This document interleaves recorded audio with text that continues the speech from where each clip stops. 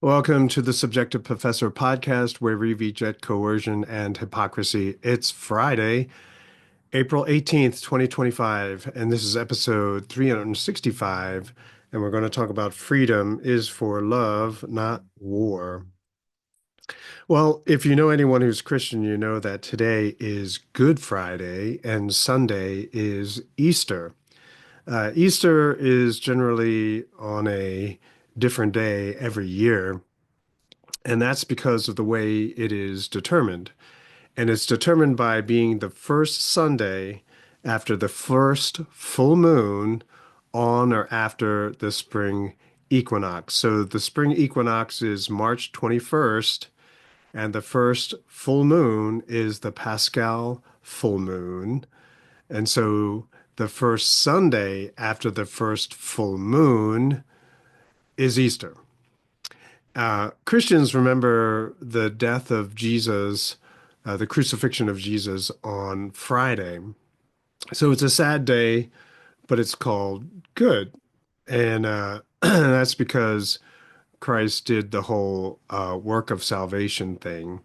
And through his sacrifice, you can have the forgiveness of sins. And that's why Christians don't sacrifice animals on an altar any longer because, Christ was the sacrifice, right? So his death is, sacrifice for all of us forever. And if we believe in him, then death isn't the end, but there's judgment, right? So that's basically what Good Friday is supposed to mean for Christians. And if you can't believe that, that's fine, right? It's subjective, of course. But make no mistake that the ideas of freedom do not conflict with the Christian doctrine as understood by many. In other words, a lot of people might think that anarco-capitalism has no relation to Christianity, but I would say, oh no, that's really a bad subjective take. And instead, if you understand scripture and think about it so that you don't have absurdities or conflicts or hypocrisy in your life, then you realize that freedom has to be the main or the key to be able to understand a lot of the passages in Christian scriptures or the New Testament. So, for example, I'll read Galatians chapter 5, verses 13 to 15. For you were called to freedom, brothers, only do not use your freedom as an opportunity for the flesh, but through love serve one another. For the whole law is fulfilled in one word: you shall love your neighbor as yourself. But if you bite and devour one another, watch out that you are not consumed by one another. And if this isn't anarcho-capitalism in a nutshell, I don't know what is, right? So if I go verse by verse, for you were called to freedom, brothers, only do not use your freedom as an opportunity for the flesh. Well, freedom is not for lazy self-indulgence, right? Freedom is not so that you can engage in destructive behavior, which adds nothing to society.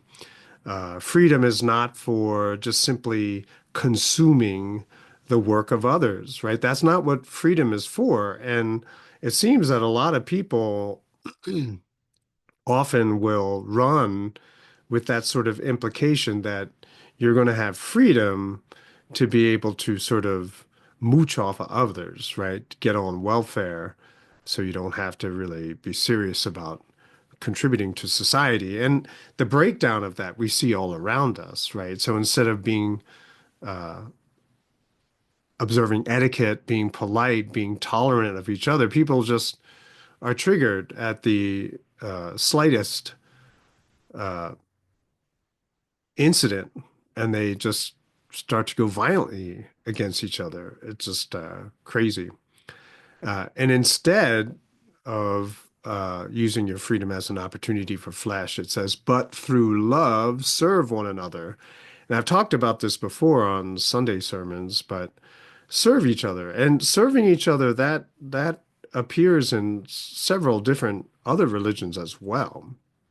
But what does it mean to serve each other? And a lot of people will sort of take the easy way of understanding that in terms of doing charity or, you know, doing what other people request of them. And I don't think that's what serving. I mean, sure, okay, you can do that, but I don't think Christian life is supposed to be a life of subservience. Rather, we serve each other by producing goods others wish to have. That's how we serve each other. We don't serve each other by giving stuff for free so they can be lazy and self-indulgent. No, no, that's not what it is, right? We serve each other, and through that service, we improve the quality of life for everybody, right? And so we have to figure out what it is that we can produce, what we can make, what we can do, which will improve others, which other people will desire to have, to purchase or to trade with us something that they have produced, which they believe I want to purchase, right? And so we can trade this way. So we serve each other by producing goods that others wish to have. And then going into verse 14, it says, "For the whole law is fulfilled in one word, you shall love your neighbor as yourself." Now, a lot of people will maybe understand this in various ways, but for me, it's obviously a code for no hypocrisy, right? This is the law of no hypocrisy, right? So if you uh, don't want to be lied to, you don't lie to others, right? If you want uh, people to treat you with respect, then you treat others with respect. If you want people to respect your property, then you respect their property, right? And so it's no double standard is possible, right? Oh, taxation for you, not for me. Oh no, that's not the love of Scripture, you see. And so to me, love your neighbor as yourself is a law against hypocrisy, right? And so don't live hypocritically, but live, you know, with justice. And then it closes on verse 15. It says, "But if you bite and devour one another, watch out that you are not consumed by one another. So don't be unhypocritical, right? Don't be a person who avoids hypocrisy, but be a hypocrite and watch each other consume each other." And that's our world right now. That's so many people today, right? So hypocritical to the point where war is a valid option to pursue, right? And people don't even give it a second thought, right? People don't think about the consequences, the bloodshed, the loss of innocence, the cruelty, right? Not just of people who have to come back from war after seeing things that no person should ever have to see, but and just not that I've done it. I have to say that every single time. I have never been there, but I imagine pretty well, and that if I was in that kind of situation to survive, you cease to be well-mannered. I mean, you gotta flick a switch where now you are going to do very barbaric things. And some people, I believe, uh, have no restraint. And so it goes pretty far. And then other people can't turn it off when they come home, right? And so this is not something that people should pursue if you can avoid it, right? But of course, if we live in a hypocritical society as we do now, people eagerly pursue war, without any. So to me, people who are happy about war or stand with Ukraine or whatever, silly mantra people come up with, it tells me that this person is not a serious person. This person does not think about the fallout of the war, all of these horrible consequences and situations. And people say, oh, but we got to do something. Yeah, I think this is much, much worse, right? It's far worse than uh, than not than trying to bring it to an end, a conclusion as quickly as possible. You know, this is how Christianity produced the Protestant work ethic, right? Work hard, delayed gratification, right? It's the message of peace and flourishing. You might call it prosperity, if you will. But of course, the lazy people of society, the people who don't know how to produce, the people who don't want to work hard, they complain about the wealth that is created. They get jealous. And so instead of applying themselves, they just talk about how unfair it is and how they should be paid and compensated for pointing out how unfair it is. Um, but the Christian message is teaching continuous innovation in activity, work, thought, and understanding. That if you stop this work, if you stop innovating, if you stop trying to work hard, that's when trouble starts. You have conservatism, ossification of life, ideas, society, values. So you don't want to change any longer. And so now you're going to fight anything that will bring improvement, fight anyone who does things better, fight anyone who has a better idea, right? And through this conservatism, you have insider outsider paradigms, right? Oh, he's an outsider. He's from someplace else. He's going to bring about some kind of change. He's different.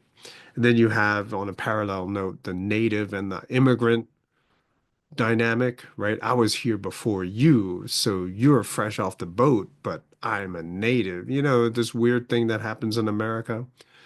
Then you see protectionism, right? Which now you see as gone full-blown mercantilism, where we're not going to trade with others anymore, but we're going to try to gather all the natural resources we need to have everything in-house.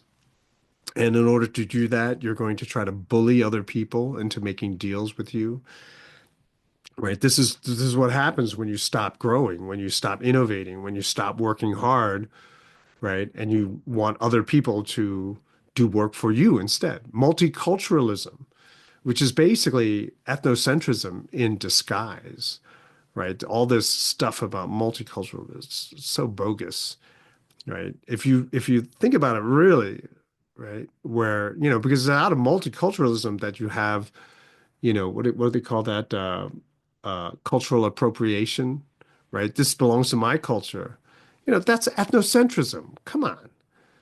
You know, and it's just it's funny to me. It's amusing to me to see so many self-proclaimed scholars, you know, totally gloss that aspect of multiculturalism. But the Christian message is a message of peace and tolerance, thinking about the needs of others. And we're not talking about welfare. Though if you do it, it's your choice with your money, and so you're doing it for the people you can help. But you're thinking of the needs of others in terms of production, right? Oh, I want to make food, but I want to feed the whole world. Well, hey, so I got to come up with better farming methods. Trump claims that he got some Jesus, right? Well, I don't think he's, you know, gotten past the, do you know who Jesus is? You know, I don't think he's gotten much farther than that because his behavior is definitely not Christ-like. So when Jesus died on the cross, it was to wake people up, right? Much in a way that a martyr dies today, to wake people up to a problem or wake people up to a cause or for a movement. And it seems to me that too many people, especially people who claim to be Christians, seem to have forgotten this message. Now, I don't know, but if you claim to be a Christian and you're rah-rah war, I think that there's something wrong there. Something went wrong there. A lot of people are spending too much time in self-righteous virtue signaling instead of producing goods, right? Instead of doing something to help other people everywhere, they're just doubling down on violence and hatred. You know, they're filled with hypocrisy, but they pass it off as love and caring, you know. So they engage in hypocrisy instead of advocating for peace all over the world. Too many people are filled with arrogance, the arrogance of nationalism. And the funny thing is that nationalism is built on an edited history, a subjective history to make people feel good about themselves. In other words, they're living a lie, right? Different kinds of lies instead of seeking the truth. And just in case you're you got a little annoyed by that, I mean, think about it. All of the wars in the recent history that the United States has engaged in, right? We're told that it was for a noble cause, but in reality, it was a lie. Well, that's why we're supposed to have days like this, Good Friday, Easter, is to remember, right? Now, I always define love as justice. Now, you might take exception to that definition, but to me, love is justice, right? So if you say, I love you, you can't murder people like I did it for love. No, because love is just, right? So whatever behavior, right, if you say it's love, it cannot be criminal. It cannot be unjust. And I'm not talking about crimes in terms of crimes of the state. I'm talking about truly moral, right? What is and what is not. And that, as I've said before, is something that we have to discover, something that we have to work out. True beauty is just, right? Everything else that we might think is beautiful is a temptation, right? Uh, Things which are not just always try to pull us away from what is truly just, right? And those temptations, they can get real, right? Oh, we have to help Israel, right? Yeah, that sounds like a really good idea, right? It's very tempting, but should that be, is it just to do that? So here's to remembering the golden rule. It's not to love your neighbor, except the Russians, right? It's to love everyone. Love expressed as justice, not hypocrisy. Personally, I had an awakening when I was younger. I was very, very much pro-war, pro-military. I wanted to go military. My father, said, no way. I had flat feet anyway, nearsighted, all the typical problems that would keep you from excelling. I had allergies that I didn't even really even know. But anyway, so I had an awakening to my own hypocrisy. Hopefully, more people will, especially this weekend. So, on this Good Friday, Easter weekend, I hope you have a wonderful weekend enjoying your freedom, whatever little we have left of it, and keep pushing for more and wake up the people around you to the beauty of freedom, to the potential of freedom. And I will talk to you next time.